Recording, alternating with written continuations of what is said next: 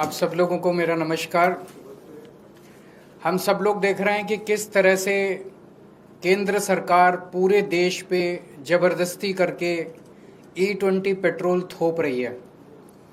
लोगों का ज़बरदस्त विरोध है, लेकिन इस विरोध के बावजूद केंद्र सरकार अपनी जिद पे अड़ी हुई है। उस जिद का कारण क्या है ये तो मेरे को नहीं पता, लेकिन केंद्र सरकार टस से मस नहीं हो रही और रोज़ झूठ पे झूठ, कभी ये मंत्री झूठ बोल रहा है, कभी वो मंत्री झूठ बोल रहा है। झूठ के पुलंदे दिए जा रहे हैं और नए नए हथकंडे अपनाए जा रहे हैं केंद्र सरकार के द्वारा लोगों को मनाने के लिए, समझाने के लिए, भाई E20 इस्तेमाल कर लो।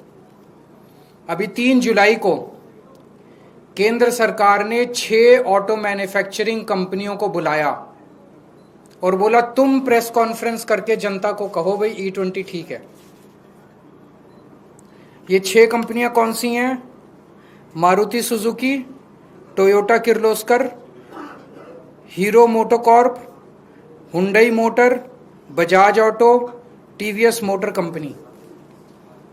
इन 6 को कहा भाई तुम प्रेस कॉन्फ्रेंस करो और तुम जनता को बोलो भाई E20 सही पेट्रोल है, और अगर आपका व्हीकल E10 है तब भी E20 चलेगा। आपका व्हीकल E20 नहीं है तब भी चलेगा। आपका व्हीकल अगर E10, E0 पे, E5 पे चलने वाला तब भी चलेगा। तो ये 6 कंपनियां आई। इन 6 में से 3 कंपनियों ने सरकार को मना कर दिया, भाई हम तो ये इतना बड़ा झूठ नहीं बोल सकते। 3 कंपनियों ने झूठ बोला। ये 3 कंपनियां कौन सी हैं जिन्होंने झूठ बोला? मारुति सुजुकी, टोयोटा किर्लोस्कर और हीरो मोटोकॉर्प।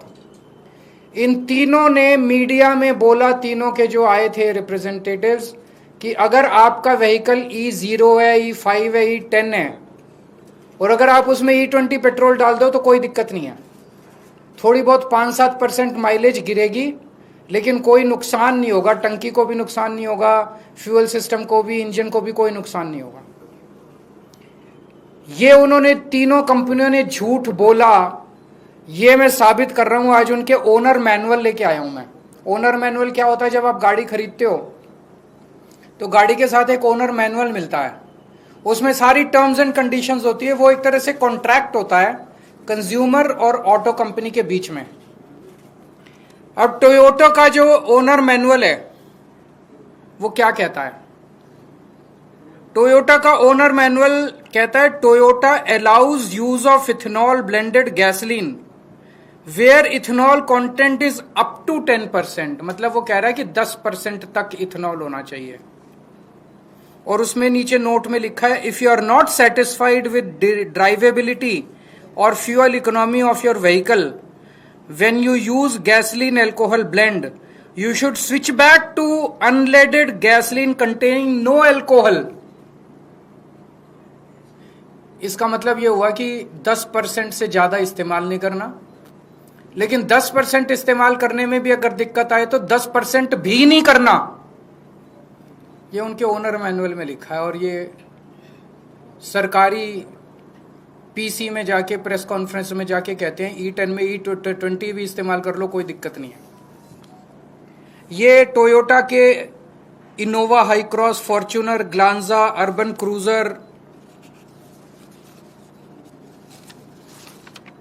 इनोवा क्रिस्टा, सारे जितने इनके ब्रांड हैं, जितने तरह के इनके मॉडल हैं, हर एक के ओनर मैनुअल में सेम लाइन लिखी हुई है। मारुति ने भी जाके सरकारी प्रेस कॉन्फ्रेंस में बोला कि E10 के व्हीकल में E20 से, E10 का व्हीकल क्या है आम लोगों की भाषा में समझा दूं। 2023 से पहले जितने व्हीकल बने हुए हैं जो इथेनॉल के लिए नहीं बने थे, जो प्योर पेट्रोल के लिए बने थे, लेकिन उसमें अगर 10% इथेनॉल इस्तेमाल भी कर लो तो कोई दिक्कत नहीं होती, तो उनको E10 कंप्लायंट बोलते हैं। तो 2023 से पहले बने हुए व्हीकल्स जो या तो 0 इथेनॉल पे या 10% तक जिसमें इस्तेमाल किया जा सकता है, उसको E10 बोलते हैं। 2023 के बाद से सारे व्हीकल इंडिया में E20 बनने लग गए। मारुति क्या कहती है? मारुति का मैनुअल कहता है blends of unleaded gasoline and ethanol, also known as gasohol, are commercially available in certain areas. Blends of this type may be used in your vehicle if there are no more than 10% ethanol. 10% से कम ethanol होना चाहिए। Note में लिखा है, if you are not satisfied with drivability और fuel economy of your vehicle when you use a alcohol blend, you should switch back to unleaded petrol containing no alcohol. 10% से ज्यादा इस्तेमाल नहीं करना, लेकिन 10% से भी दिक्कत आए तो कोई अल्कोहल इस्तेमाल नहीं करना। ये मारुति वाले कह रहे हैं। मारुति का जितने मॉडल हैं, बलेनो, डिजायर, सब में ये लिखा हुआ है। और सरकारी प्रेस कॉन्फ्रेंस में जाके ये कंपनियां कहती हैं कि E20 इस्तेमाल कर लो, E10 में कोई दिक्कत नहीं होगी। इन कंपनियों ने झूठ बोला। इन तीनों कंपनियों ने, मारुति सुजुकी, टोयोटा किर्लोस्कर और हीरो मोटरकॉर्प। मैं इन तीनों को पूछना चाहता हूं कि अपने कस्टमर को धोखा मत दो, अपने कस्टमर से झूठ मत बोलो। सरकारें आती जाती रहती हैं, वैसे भी ये सरकार अब ज्यादा दिन चलने वाली नहीं है। Customer is the king. अगर लोगों ने तुम्हारा माल खरीदना बंद कर दिया, उसके बाद कहां जाओगे? कल मैं चिट्ठी लिखूंगा इनको सबको, इन तीनों कंपनियों को जिन्होंने झूठ बोला, और उनसे कहूंगा भी आपका ओनर मैनुअल तो ये कहता है और आप ये कहते हो, लिखित में दे दो। लिखित में दे दो कि अगर किसी गाड़ी की, तुम्हारी गाड़ी की माइलेज 10% से ज्यादा कम हो जाती है तो क्या आप उस बंदे को माइलेज के लिए कॉम्पेंसेट करोगे? अगर आपके इथेनॉल गाड़ी में इथेनॉल E20 इस्तेमाल करने से अगर गाड़ी खराब हो जाती है, वियर एंड टियर होती है, तो क्या उस गाड़ी के कंपोनेंट को रिप्लेसमेंट आप कॉम्पेंसेट करोगे? एक बार हां कह दो, लाइन लग जाएगी तुम्हारे प्लांट के सामने पूरे देश में गाड़ियों की। मैं दूसरी कंपनियों को भी लिखूंगा जिन्होंने सरकार के कहने के बावजूद भी नहीं बोला। उनसे बस ये पूछूंगा भी एक बारी क्लैरिफाई कर दो कि क्या आप भी मानते हो कि E10 में E20 पेट्रोल इस्तेमाल नहीं किया जा सकता? सभी कंपनियों को कल मैं एक चिट्ठी लिखूंगा और अगले हफ्ते में प्रधानमंत्री जी को चिट्ठी लिखूंगा कि प्रधानमंत्री जी, आपके इस मिस एडवेंचर का नुकसान जनता क्यों भुगते? आप ये बता दो कि अगर हमारी माइलेज कम होती है तो हर्जाना आपकी सरकार देगी कि कंपनी देगी? अगर हमारी गाड़ी का इंजन खराब होता है, फ्यूल सिस्टम खराब होता है, तो हर्जाना तो देखो देना पड़ेगा। जनता हर्जाना क्यों भुगते? हर्जाना आप दोगे कि कंपनी देगी? दूसरा, सरकार ने एक और झूठ चला रखा है कि ये इंडिया कोई पहला कंट्री थोड़ी है जो इथेनॉल इस्तेमाल कर रहा है। और भी बहुत कंट्रीज हैं जो इथेनॉल इस्तेमाल कर रहे हैं, वहां तो शोर नहीं कर रहे लोग। ये आधा सच है। बाकी कंट्रीज में जो इथेनॉल इस्तेमाल हो रहा है वो E10 से कम हो रहा है। जो मैंने कहा ना, नॉर्मल गाड़ियां भी E10 तक तो इस्तेमाल कर लेती हैं, उससे ज्यादा नहीं कर पाती। बाकी E10, जर्मनी में E10 से कम है, अमेरिका में E10 से कम है, फ्रांस में E10 से कम है, थाईलैंड में अभी तक E10 से कम है, जापान में E3 है। E10 का टारगेट जापान ने 2030 में रखा है। अभी 7-8 साल का उन्होंने फेज आउट पीरियड दिया है। E3 से E10 जाने के लिए जापान ने 7 साल रखे हैं। 2040 का टारगेट जापान ने रखा, आज से 16 साल बाद E20 के लिए। 16 साल जापान लेगा E20 में जाने के लिए। थाईलैंड ने 2008 में E20 ट्रायल बेसिस पे, पायलट बेसिस पे कुछ पेट्रोल पंप पे ट्राई किया था। आज 2026 हो गया, 18 साल हो गए, अभी तक वहां पे केवल दोनों ऑप्शंस हैं, या तो E20 ले लो या E10 ले लो। 18 साल हो गए, 18 साल का फेज आउट पीरियड है। ब्राजील पूरी दुनिया में अकेला देश है जहां पे E100 है, जीरो पेट्रोल पूरा के पूरे। वो फ्लेक्सी फ्यूल कार्स बोलते हैं, फ्लेक्सी फ्यूल व्हीकल्स बोलते हैं उनको। ब्राजील ने कितने साल लिए? 50 साल लिए उन्होंने ट्रांजिशन के लिए। 1931 में ब्राजील में E5 इंट्रोड्यूस हुआ था और 1985 में E20 इंट्रोड्यूस हुआ था। 50 साल लगे उनको। 1975 में ब्राजील ने ट्रांजिशन शुरू किया। 10 साल, 1975 से 1985 के बीच में 10 साल उन्होंने लिए ट्रांजिशन करने के लिए, और 1985 से आज तक उन्होंने टाइम लिया। अब वहां पे आपको ऑप्शन मिलता है ब्राजील में, या तो आप E100 ले लो या आप E20 ले लो, E30 ले लो। वहां E30 बेसिक है। उन्होंने इतने साल में अपने सारे व्हीकल्स को कंप्लायंट कर लिया। इंडिया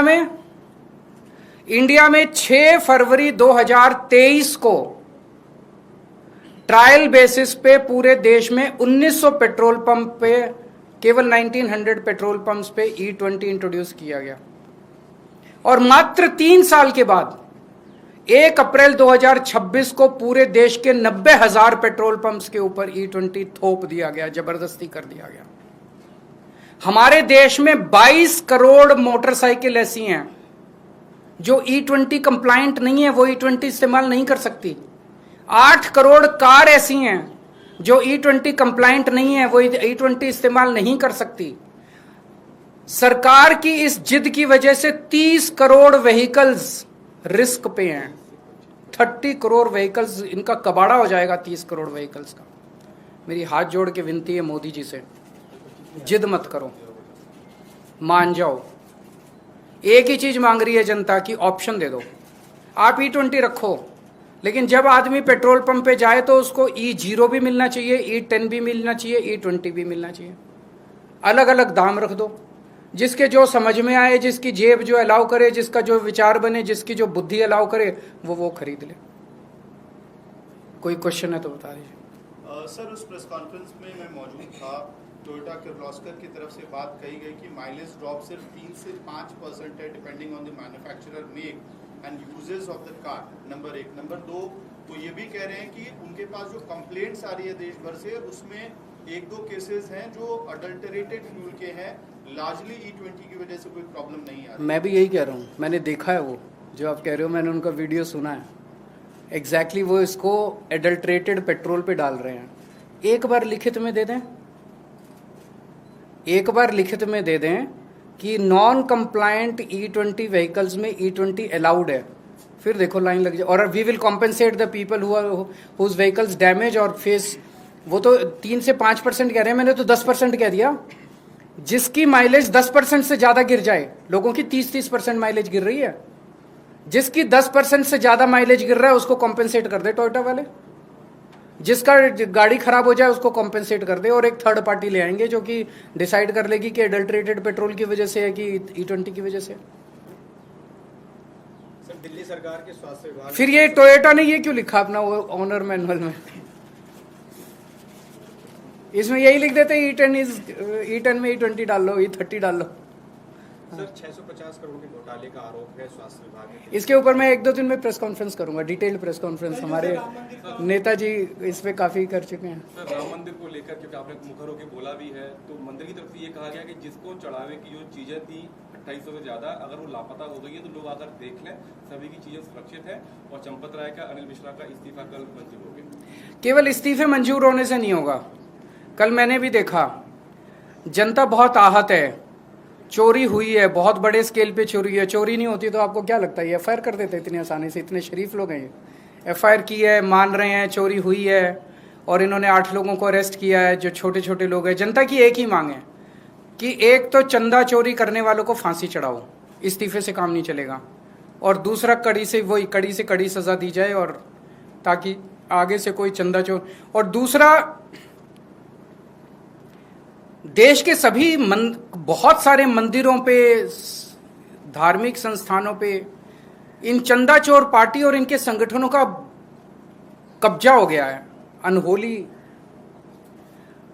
ये देश के सारे मंदिरों को, धार्मिक संस्थानों को इनके कब्जे से मुक्त कराना पड़ेगा, और इनको सारे मंदिरों को धर्मात्माओं को, महात्माओं को सौंपना पड़ेगा ताकि वो इसको अच्छे से चला सके।